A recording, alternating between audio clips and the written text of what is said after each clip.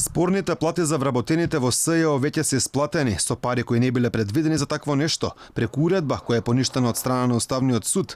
Она што е малку чудно е што во моментот кога биле исплатени платите, пари за вакво нешто во буџетот воопшто не постоеле. Оваа стапка е вметната дури во ребалансот кој помина на влада во четвртокот. Од Министерството за правда за Алфа велат дека исплатата на 18 милиони денари ја направиле бидејќи имале важечка владина уредба во тие моменти.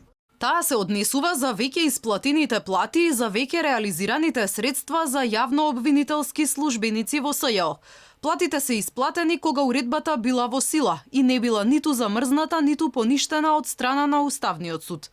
СЈО практично да не постои од кога Катиценова беше притворена за рекет. Уредбата на владата да ги исплати платите уште кога беше донесена предизвика бура реакции во јавноста. Експертите уште тогаш порачаа дека владата со ваквиот потек се обидува да ги поправи грешките од минатото, кога не го слушаше нивниот збор и заборави на СЈО, кога го носеше новиот закон за јавно обвинителство. Тогаш ги прераспредели само обвинителите во други обвинителства, а за останатите вработени не реши ништо.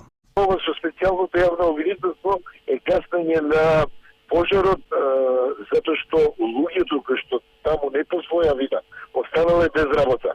Но законот се уште во сила, не зеле плата подолг временски период. И владата мисли дека со вонредната состојба, кога има инкеренции да донесе некој уредби со законска сила, ова ќе го реши, но немаше петља и доблест да го реши како редовна влада во редовна постапка без вонредна состојба.